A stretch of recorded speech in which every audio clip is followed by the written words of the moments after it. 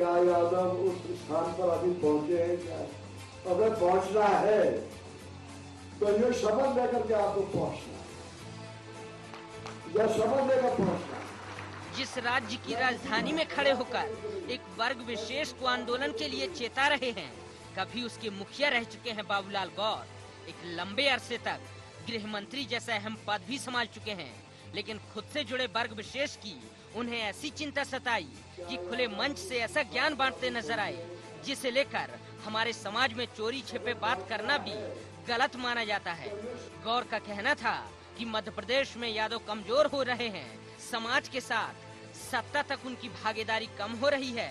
ऐसे में जरूरी है कि सूबे की यादव समाज गुजरात के पटेलों की तरह सड़कों पर उतरे, अपना विरोध दर्ज कराए और लेकर रहे अपना हक। मैं किसी समाज के विरुद्ध नहीं हूँ, मैं किसी पार्टी के विरुद्ध नहीं हूँ, मैं किसी जाति के विरुद्ध नहीं हूँ, लेकिन मैं अपने समाज के को एक शोरपूर्ण समाज के रूप में हम लोग देखना चाहते हैं। 27% का रिजर्वेशन हुआ क्या यादवों के लिए? क्यों नहीं हुआ? हमने अपनी शक्ति का प्रदर्शन नहीं किया, नहीं किया। गुजरात में पटेलों ने कर दिया, गुजरात में पटेलों ने कर दिया, सरकार गिरा दी उन्होंने सरकार को। नई सरकार बनाने के लिए पटेलों के 8 मंत्री बने, 8। यह शक्ति का प्रदर्शन। कोई छोटा मोटा आदमी वर्ग विशेष के लिए आंदोलन की पैरवी नहीं कर रहा था, बल्कि सूबे का पूर्व मुखिया जब इस तरह की बात करे तो स्वाभाविक है इस पर सियासी बवाल भी मचे। लेकिन ये पूरा घटनाक्रम जितना विवाद का विषय बना, उससे कहीं ज्यादा सनसनीखेज तौर पर भाजपा की प्रतिक्रिया थी।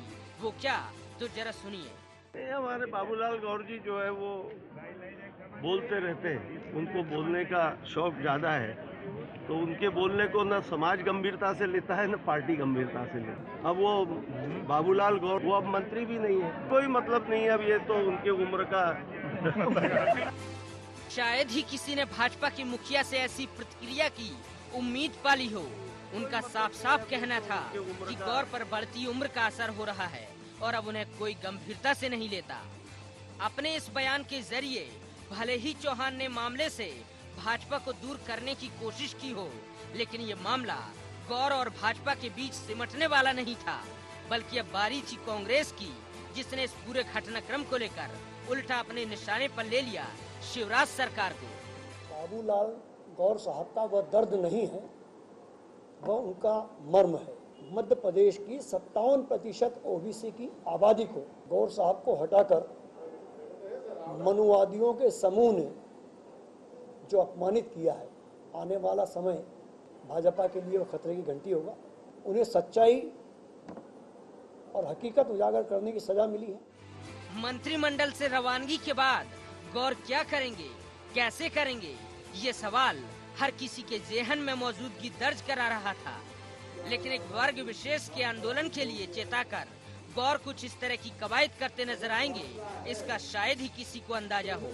ऐसे में अब सवाल ये कि गौर के इस गुरु ज्ञान का मध्य प्रदेश की सियासत में क्या असर पड़ता है, देखना होगा। IND 24 के लिए ब्यूरो रिपोर्ट।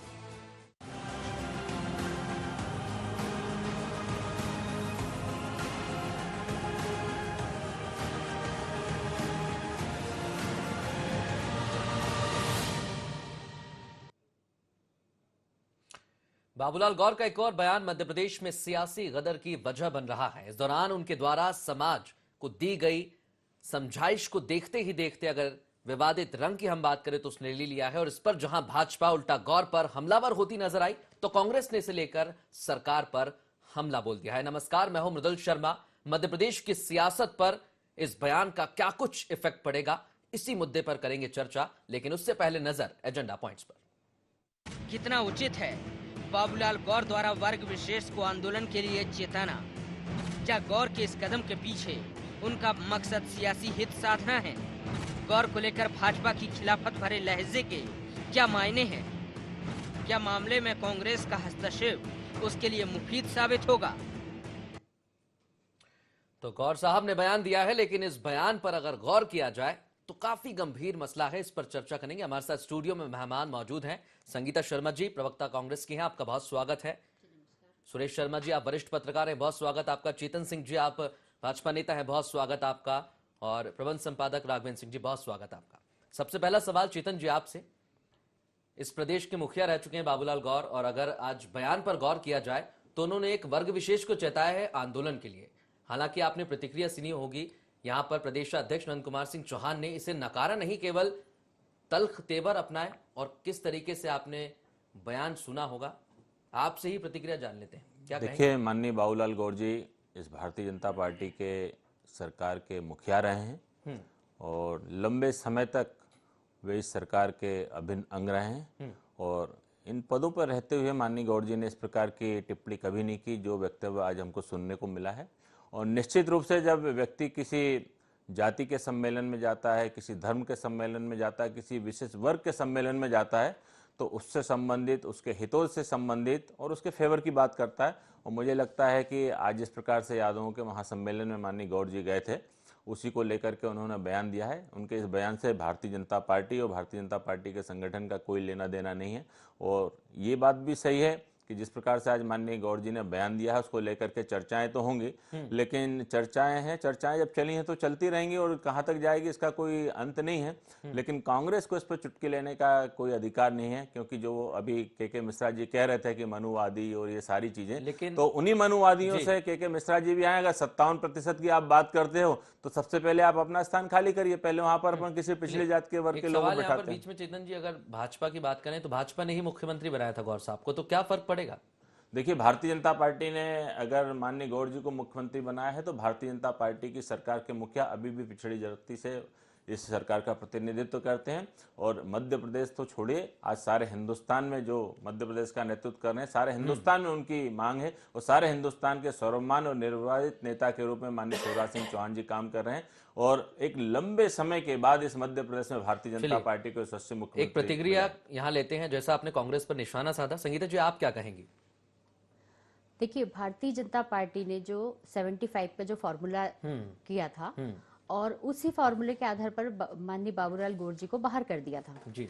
बाहर करने के बाद से ही बाबूलाल गौर जी सरकार को आईना दिखाने का कार्य कर रहे हैं और आईना भी बिल्कुल सच्चा दिखा रहे हैं। जो बात बाबूलाल जी गौर कह रहे हैं उसमें कोई गलत नहीं है, सब सच्चाई बता रहे हैं सरकार को। और इसके पहले भी जब मंत्री पद पर रहते हुए भी बाबूलाल गौर जी सही बातों को कहते थे। सरकार के जो ढीले काम हैं जिनको सरकार कर नहीं पा रही थी और उसके बारे में बाबूलाल गौर जी कहा करते थे, तो सरकार को इस बात का बड़ा बुरा लगता था। भारतीय जनता पार्टी ने यही सब देखते हुए बाबूलाल गौर जी से ऐसा बदला लिया कि उनको बाहर कर दिया पार्टी से।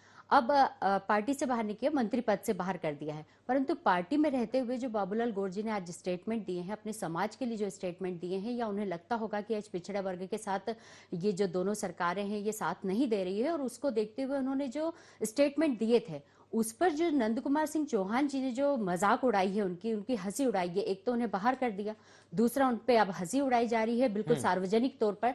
तो कहीं ना कहीं एक वरिष्ठ जो नेता है उनका अपमान भी किया जा रहा है, इस बाइट से मैं जो समझ रही हूँ। जी सुरेश जी, आपसे पूरे मसले पर हम चर्चा करें उससे पहले मैं आपको बात बताऊं कि विधानसभा में भी बाबूलाल गौर के तेवर पर अगर हम गौर करें तो वो तल्ख थे, और यहां पर भी बाबूलाल गौर ने जिस तरीके से यादव समाज को कहा कि आप खड़े होइए, सरकार के खिलाफ आप खड़े होइए, जिस तरीके से गुजरात में पटेल समाज खड़े हुआ है, इसके क्या मायने निकाले हम?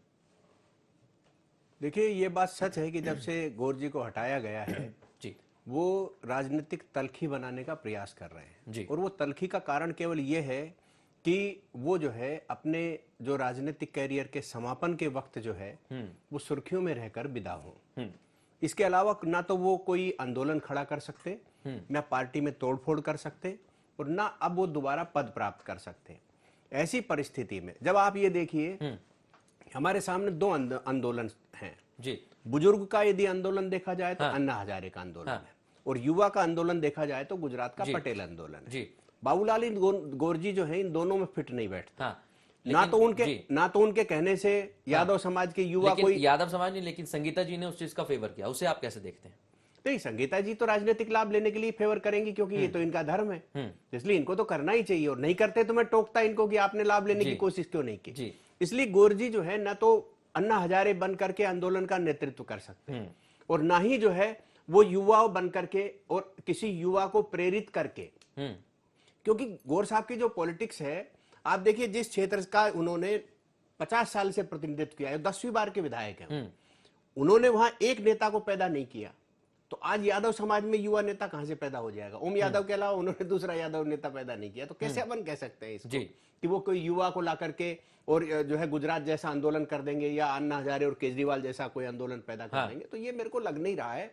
ये जरूरी है कि समाज के अंदर जब हम जाते हैं तो समाज की बातें करते हैं, लेकिन समाज में भी यदि आंदोलन के लिए प्रेरित करने वाली बात है तो ये निश्चित रूप से खींच है। मैं बार बार इस शब्द का इस्तेमाल करता हूं कि गौर जी के मन में इन दिनों खींच चल रही है। जिस तरीके से उनको हटाया गया उसका वो किस तरह का प्रतिकार, वो हर जगह उसी तरीके की बातें हो रही है विधानसभा से लेकर अभी तक। राघवेंद्र जी, आपसे हम जानना चाहेंगे, यहाँ पर पटेल समाज की अगर हम बात करें, उसके आंदोलन को देखें तो उन्होंने आरक्षण के लिए आंदोलन किया था। गौर साहब यहाँ यादव समाज या एक वर्ग विशेष को कहते हैं कि आप भी सरकार के खिलाफ खड़े होइए, अपनी आवाज बुलंद कीजिए, तमाम तरीके के उदाहरण दिए जाते हैं। कैसे देखते हैं आप इस पूरे बयान को?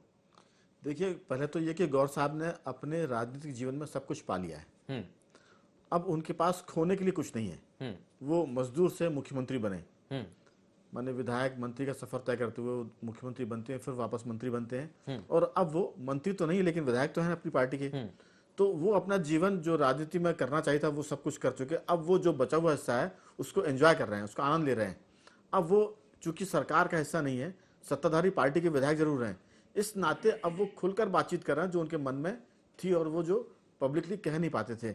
सीधी सी बात है कि जब आप जाति के वर्ग सम्मेलन में जाएंगे तो जाहिर है कि उन जैसी कोई बात करेंगे जो उनको अच्छी लगे, लेकिन कभी भी बीजेपी की राजनीति ऐसी, कभी तो ना लेकिन कम ऐसी रही है जो जाति वर्ग के आधार पर वो लोग बातचीत करते हैं भाजपा के लोग। तो ये थोड़ा सा अटपटा सा लगता है। लेकिन उनकी बात को जिस ढंग से रिएक्ट किया है नंद कुमार सिंह जी ने, मुझे लगता है कि थोड़ा सा उनको भी संयत होना चाहिए था, क्योंकि वो पार्टी के प्रदेश अध्यक्ष हैं और बाबूलाल गौर जी भले ही उम्र दराज हो गए हों लेकिन पार्टी के मुख्यमंत्री रह चुके हुए हैं। तो इस नाते मुझे लगता है कि दोनों तरफ से संयमित होने की जरूरत है। जहां तक गौर साहब की बात है वो आनंद ले रहे हैं, समय आनंद के मुद्रा में है, ये मेरा कहना है। जी चेतन जी, यहाँ गौर साहब की हम बात करें तो हम शुरुआत से देख रहे हैं, जब से गौर साहब मंत्रिमंडल से बाहर हुए हैं, कांग्रेस लगातार उनके बयानों का साथ देती है, उनका फेवर करती है, तो कहीं ना कहीं मुश्किल खड़ी कर सकते हैं आपके लिए? देखिए, कांग्रेस के पास कुछ भी नहीं है, कांग्रेस स्वयं हाशिए पर खड़ी है। और जहाँ तक कांग्रेस और कांग्रेस को लेकर के जो पिछड़े वर्ग की हम अगर राजनीति की अगर बात भी करें तो कांग्रेस का जो पार्टी का चेहरा है इस समय मध्य प्रदेश में, वे स्वयं भी यादव समाज से आते हैं। और अभी जो घोड़ा डोंगरी का चुनाव हुआ है वहाँ पर 40% यादव होने के बावजूद वो सीट कांग्रेस एक बहुत लंबे अंतराल के मतों से हारी है। इसलिए कांग्रेस फिजूल खर्ची कर रही है, कांग्रेस को इसमें कुछ हासिल होने वाला नहीं है। लेकिन जहाँ तक माननीय बाबूलाल गौर जी का सवाल है, माननीय बाबूलाल गौर जी भारतीय जनता पार्टी के निष्ठावान नेता रहे हैं और लंबे समय तक उनका अनुभव भारतीय जनता पार्टी को मिला है और आने वाले समय में भी वे भारतीय जनता पार्टी की विचारधारा के साथ ही आपको खड़े मिलेंगे। कांग्रेस कितना भी उनको संगीता जी क्या कहेंगे आप? होने वाला है।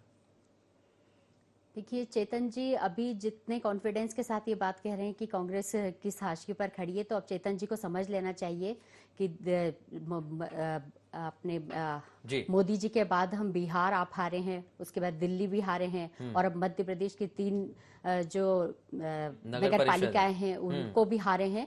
तो अब अगर चेतन जी ये बात कहते हैं कि कांग्रेस हाशिए पर खड़ी है, तो मुझे नहीं लगता है कि अब कांग्रेस की ये स्थिति जैसी आप बता रहे हैं। हाँ, बाबूलाल गौर जी जरूर हाशिए पर लाकर खड़ी कर रहे हैं भारतीय जनता पार्टी को, और जो आईना दिखा रहे हैं वो आप सबके सामने है। परंतु अभी जब जो शब्द कहे गए थे गौर जी के लिए कि तल्ख है उनके अंदर, तो उनके अंदर का जो तल्ख है उससे भी अवगत होना चाहिए हमें कि जो 75 का फॉर्मूला मध्य प्रदेश में लागू किया गया, तो भारतीय जनता पार्टी अपनी पार्टी लाइन पर क्यों नहीं कायम है? यही फार्मूला उन्होंने केंद्र में क्यों नहीं किया? तो स्वाभाविक है कि बाबूलाल गौर जी इस बात पर जरूर नाराज होंगे और जरूर पार्टी को उसका दिखाना चाह रहे हैं कि पार्टी एक्चुअल में क्या है, बाहर से कुछ हो रहा है, अंदर से कुछ हो रहा है।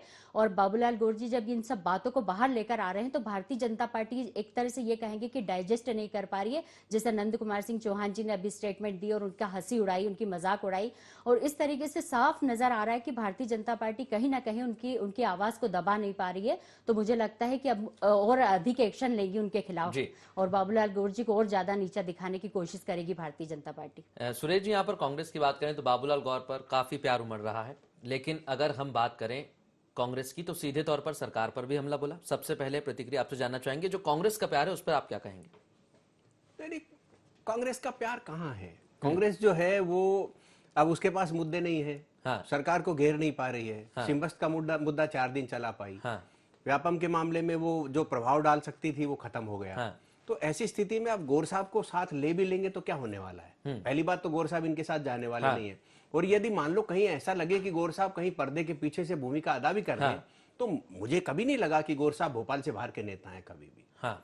आप राजनीतिक समीक्षक किसी से भी पूछ लीजिए, गौर साहब के जब मुख्यमंत्री थे हाँ। तब भी वो गोविंदपुरा और ज्यादा से ज्यादा भोपाल जिला देखते थे, इसके अलावा उन्होंने कभी प्रदेश नहीं देखा। हाँ। तो ऐसी स्थिति में जिस घोड़े पर दाव लगाने की बात कांग्रेस कर रही, वहां भी तो कुछ दम नहीं रखा है जी। तो ऐसा कांग्रेस के प्यार से कोई बहुत लाभ होने वाला नहीं है। हाँ। संगीता जी आप रही बात जो है, जी कहिए।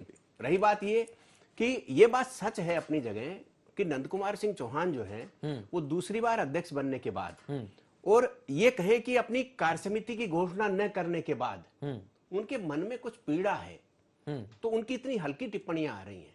जी। पहले वो बड़े गंभीर थे। हाँ। पता नहीं आजकल उनको क्या होता जा रहा है कि उनसे जब भी मीडिया बात करता है, अब उनकी ये समझ में आता कि नहीं आता मुझे नहीं मालूम, कि वो इलेक्ट्रॉनिक मीडिया के अंदर भी हैं और जो प्रिंट मीडिया के साथ हंसी मजाक कर लेते हैं वो सब इलेक्ट्रॉनिक मीडिया के सामने नहीं की जा सकती, लेकिन वो करके जो है इतने कमजोर, इतने असहाय और इतने जो है दंत निपोर, जो कभी सुंदरलाल पटवा जी दिग्विजय सिंह के लिए कहा करते थे कि ये तो दंत निपोर मुख्यमंत्री है, तो नंदू भैया जो है दंत निपोर बनते जा रहे हैं। और वो जो अध्यक्ष की गरिमा भारतीय जनता पार्टी में रही है, आप देखिए एक अध्यक्ष की एक अपनी गरिमा रहती है। नंदू भैया ने भी गरिमा का पिछले कार्यकाल में पालन किया था। हाँ। लेकिन अभी कुछ समय से देखने में आ रहा है कि वो कुछ हल्के बनते जा रहे हैं। वो क्यों बन रहे हैं, ये निश्चित रूप से हम लोगों के लिए शोध का विषय। जी। राघवेंद्र सिंह जी, अगर हम देखें, यहाँ शिवराज कैबिनेट की बैठक हुई थी थोड़े दिन पहले और शिवराज सिंह चौहान ने एक चिंता जाहिर की थी यहाँ पर बाबूलाल गौर को लेकर, जितने भी सीनियर नेता हैं जो मंत्रिमंडल से बाहर किए गए उनको लेकर, और उसके बाद सूर्य प्रकाश मीणा का एक बयान भी आया था। तो कहीं ना कहीं सीएम शिवराज सिंह चौहान की भी चिंता बढ़ रही है, और दूसरी तरफ बाबूलाल गौर किस तरीके के बयान। मृदुल जी, एक चीज समझनी पड़ेगी जी। गौर साहब भले ही बीजेपी के विधायक हैं, लेकिन उनकी निकटता कांग्रेस के नेताओं से बहुत रही है। खास तौर से अर्जुन सिंह जी से उनकी निकटता बहुत रही है, और राजनीति में वो भले ही बीजेपी को, लेकिन अघोषित रूप से वो अर्जुन सिंह के भी निकट और उनके एक तरह से शिष्य जैसे माने गए थे। जी। तो जो एक चाणक्य करता है कि आप 4 कदम आगे बढ़िए फिर 2 कदम पीछे हट जाइए, तो वैसे ही उन्होंने सत्र के दौरान किया। मानसून सत्र में उन्होंने बहुत सारी बातें सरकार को घेरने के लिए कही, या उनके सवालों से सरकार को थोड़ा सा असहज महसूस करना पड़ा, तो उसके बाद जो उनका मूड था वो पॉजिटिव हो गया था। हाँ। बहुत सारे मुद्दों पर उन्होंने सदन में सरकार के समर्थन में बात कही। यही वजह है कि वो सूर्य प्रकाश मीणा से जब पूछा गया था पिछले दिनों कि आप गौर साहब के बारे में क्या कहेंगे, उन्होंने कुछ नहीं कहना, क्योंकि गौर साहब पहले से अब सरकार के बारे में कुछ नहीं बोल रहे, इसलिए मैं भी कुछ नहीं बोलूंगा। तो ये मामला कभी सुलझ जाता है, कभी उलझ जाता है। तो सीधी सी बात है, चूंकि गौर साहब को अखबार में बने रहना आता है, हम लोग बात भी करते हैं कि मीडिया का आदमी है वो, अखबार में किस तरह से बने रहना, सुर्खियों में कैसे आना वो जानते हैं। तो ये सारी बातें अपने आप को लोगों के बीच बनाए रखने की भी है। और वो सीधी सी बात है, राजनीति कर रहे हैं, तो एक राजनीतिक आदमी कहीं भी जाएगा तो वो राजनीति करेगा, चाहे वो बाबूलाल गौर जी हो, चाहे वो कांग्रेस हो। हम लोग कांग्रेस की बात करते हैं कि कांग्रेस राजनीति कर रही है, तो कांग्रेस क्यों राजनीति नहीं करेगी? करेगी ना वो तो। तो ये उसका धर्म है कि वो कांग्रेस भाजपा के मुद्दों को उठाए। लेकिन एक बात मैं और कहूंगा इसमें कि कांग्रेस के पास मुद्दे बहुत सारे हैं, लेकिन कांग्रेस की जो असल कमजोरी है वो मुद्दों को लेकर जनता के बीच में नहीं जा पाने की है। जब तक वो उसको दूर नहीं करेगी, बाबूलाल गौर उनको कितने भी मुद्दे देते रहे, वो उस क्षणिक होंगे, 2 दिन 4 दिन चलेंगे, बाद में खत्म हो जाएंगे। जी। एक बयान यहाँ पर आपने सुना होगा राघवेंद्र जी, नंद कुमार सिंह चौहान ने किस तरीके से बयान दिया है, उस पर भी एक टिप्पणी आपकी। हाँ, नंद कुमार सिंह जी, मैंने कहा कि जो इसके पहले भी मैंने कहा था कि बीजेपी के जो अध्यक्ष होते हैं आमतौर से अपने वरिष्ठ नेताओं के बारे में मीडिया में या ऑन कैमरा इस तरह की बातें कम करते हैं। लेकिन मुझे लग रहा है कि जिस तरह सूर्य प्रकाश मीणा ने, जो बहुत जूनियर मंत्री हैं, 2 महीने पुराने मंत्री हैं, उन्होंने जिस तरह से गौर पर टिप्पणी की थी, तो लगता है कि पार्टी की लाइन कहीं ऐसी होगी कि गौर अगर कुछ बोलते हैं तो उन पर इस तरह से हमले किए जाए ताकि वो डिमोरलाइज हो जाए और अगली बार कुछ बोलने के पहले सोचे। तो मुझे लगता है कि उसी का हिस्सा है नंद कुमार सिंह जी का बयान, जो उन्होंने थोड़ा सा लाइट मूड में कहा है। जी। संगीता जी, आप बीच में कुछ कहना भी चाहती थी, और इस बीच एक मेरा सवाल भी है। कांग्रेस के पास मुद्दे तमाम आते हैं, लेकिन वो उनको ठीक तरीके से नहीं भुना पाती, तो आप दोनों सवाल का जवाब दें। देखिए, पहले तो ये कहना चाह रही थी, जब मैं बीच में बोलना चाह रही थी उस वक्त आपका आरोप था सर का कि कांग्रेस अपने तरफ बाबूलाल गौर जी को लाना चाह रही है, पर बाबूलाल गौर जी आएंगे नहीं। तो मैं ये कहना चाह रही हूँ कि ये भारतीय जनता पार्टी की परंपरा है कि पीछे के द्वार से जाती है और कांग्रेस के लोगों को छीनकर बाहर लाती है। तो ये परंपरा कांग्रेस के अंदर नहीं है। ये इसका मैं पुष्टि करना चाहूंगी कि कांग्रेस जो अपने स्वेच्छा से आना चाहता है उनको सादर आमंत्रित करती है और अपनी पार्टी में रखती है, परंतु पीछे के गेट से जाकर लाने की परंपरा कांग्रेस के अंदर नहीं है। तो यहाँ भी बाबूलाल गौर जी अगर स्वयं अपनी इच्छा से आते हैं, या और भी भारतीय जनता पार्टी की आज भी एक महिला कांग्रेस में शामिल हुई है, महिला कांग्रेस में शामिल हुई है, आज ही हमने उनका स्वागत किया है। तो ऐसा तमाम जो लोग हैं जो भारतीय जनता पार्टी से अब त्रस्त हो चुके हैं, उनके झूठे वादों से त्रस्त हो चुके हैं, वो कांग्रेस में आ रहे हैं, तो हम उनको ले रहे हैं। अच्छा, दूसरी बात कि भारतीय जनता पार्टी और नंद कुमार सिंह चौहान जी और आप चेतन सिंह जी, हम सभी को सुन रहे हैं, तो कहीं ना कहीं इनको एक दर्द है, इस बात का जरूर नजर आ रहा है कि बाबूलाल गौर जी की जो स्टेटमेंट है वो यूपी इलेक्शन में इनको नुकसान पहुंचाएंगे, और इसीलिए पूरी पार्टी तिलमिला रही है। और यही स्टेटमेंट नंद कुमार जी के बिल्कुल बिल्कुल चेतन जी से जानते। चेतन जी, ये बयान उत्तर प्रदेश चुनाव में आपको नुकसान पहुंचाएगा, क्या कहेंगे? देखिए, दर्द की भी अपनी अजीब अदा है, जिसको होता है उसी पे फिदा है। ये कांग्रेस का दर्द है और कुछ नहीं है। और जहां तक है उत्तर प्रदेश के चुनाव की बात है, अभी देखिए कल 8 विधायक आए और आज भी मेरे ख्याल से 2-3 विधायक और आ रहे हैं। और भारतीय जनता पार्टी उत्तर प्रदेश को लेकर के जो बात आज संगीता बहन जी ने छेड़ी है, मैं इनको बहुत स्पष्ट शब्दों में कहना चाहूंगा कि चुनाव में अभी वक्त है, लेकिन आज की जो परिस्थितियां हैं और जो वहाँ का एक पॉलिटिकल वातावरण है, उसमें हमको लग रहा है कि भारतीय जनता पार्टी वहाँ 2/3 बहुमत के साथ अपनी सरकार अपने दम पर बनाएगी। आप मध्य प्रदेश की चिंता करिए और मध्य प्रदेश के बारे में, कांग्रेस के बारे में थोड़ा सा आप चिंतन कर लीजिए। बिल्कुल। सुरेश शर्मा जी हमारे साथ लगातार बने हुए हैं। सुरेश जी, अगर पूरी कवायद को देखे, बाबूलाल गौर की या फिर बयान को देखे, तो क्या ये नुकसान पहुंचा पाएंगे? नहीं, भारतीय जनता पार्टी को इस समय जो नुकसान है वो केवल एंटी इनकम्बेंसी से है, कि उसको यदि ये संभालते हैं तो स्थिति ठीक है। गौर जी या बाकी लोग इसलिए नहीं नुकसान पहुंचा पाते कि ये कैडर बेस्ड पार्टी है, नेता आधारित पार्टी नहीं है, इसलिए कोई बहुत हाँ, ये क्षणिक है कि अखबारों में छप जाता है, अखबार वाले भी मजा लेते हैं, बाबूलाल गौर भी मजा लेते हैं, जैसे राघवेंद्र जी ने कहा है, तो ये सब मजा लेने का दौर है ये। इससे इसका कोई बहुत असर होने वाला नहीं है। आपने जो एक सवाल जो है संगीता जी से पूछा था वो रह गया, कि कांग्रेस जो है वो मुद्दों को आखिर भुना क्यों नहीं पाती जी। सबसे बड़ी चीज ये है कि कांग्रेस जो है उन मुद्दों को हाथ में लेती है जिन मुद्दों से कोई राजनीतिक गेन होने वाला नहीं है, केवल समाचार पत्रों की सुर्खियां बनता है। वो थोड़े से दिन तक जो प्रभावित करने वाले हैं, जनता को प्रभावित करने वाले हैं, जनता की जो समस्याएं हैं, जो करप्शन है, अधिकारियों की मनमानी है, इन सारे मुद्दों पर कांग्रेस मौन है। वो केवल ऐसे मुद्दों तक सीमित रह गई है जहां पर उसको सुर्खियां मिल रही हो मीडिया में, या हम लोग चटकारे लेने की स्थिति में बन जाए मीडिया के लोग। आज जरूरत है इस बात की, मैं बार बार एक बात कहता हूं कि जरूरत है कि कांग्रेस को जो है अपने अंदर थोड़ी ऑक्सीजन बढ़ाना चाहिए, जिससे कि सरकार अब 10-12 बरस की सरकार हो गई है, तो उसको उस पर जरा दबाव बनना चाहिए कि विपक्ष भी कहीं है। अब वो है नहीं, बस ये कि चैम्बर तक से बाहर निकल करके लोग देख नहीं, निकलना पड़ेगा। हमारे साथ राघवेंद्र सिंह जी, आखिरी प्रतिक्रिया आपसे जानना चाहेंगे। अगर बाबूलाल गौर की बात करें तो क्या इनके बयानों को दरकिनार करना चाहिए या फिर इन्हें साधने के लिए कोई कवायद करनी चाहिए विशेष? बहुत संक्षेप में देखिए, बीजेपी जिस पोजीशन में आज है मध्य प्रदेश में जी, उससे किसी की बहुत परवाह नहीं है। खासतौर से उनकी तो नहीं है जिनका मध्य प्रदेश भर में असर ना हो।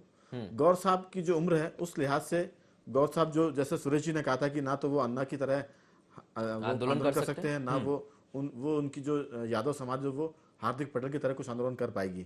तो सीधी सी बात है कि गौर साहब ने जो कुछ कहा है वो बीजेपी के नुकसान से के लिए कम है। वो उनकी उपस्थिति दर्ज हो मीडिया में और समाज में या शहर में या राजनीति में, उससे ज्यादा प्रेरित है, तो वो उसमें सफल है और ये उनको आता है करना।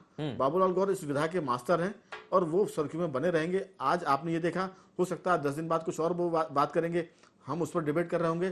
तो जहां तक गौर साहब की बात है वो उसमें पारंगत है और वो सुर्खियों में बने रहेंगे। और मैंने ये भी पहले कहा था, उसको दोहराता हूं कि वो इस समय आनंद ले रहे हैं राजनीति का। राजनीति को वो एंजॉय कर रहे हैं, हम लोग उस पर ज्यादा गंभीर हैं, बाकी वो तो आनंद की मुद्रा में है। चलिए, बहुत शुक्रिया आप सभी का चर्चा में शामिल होने के लिए। तो यहाँ पर बाबूलाल गौर की बात की जाए तो बयान आया है, बयान के कई सारे मायने निकाले जा रहे हैं। चाहे हम मध्य प्रदेश की राजनीति की बात करें तो इस बयान को लेकर क्या बाबूलाल गौर को दरकिनार कर दिया जाएगा या फिर उन्हें साधने के कोई जतन किए जाएंगे, देखना लाजमी होगा। फिलहाल इतना ही, नमस्कार।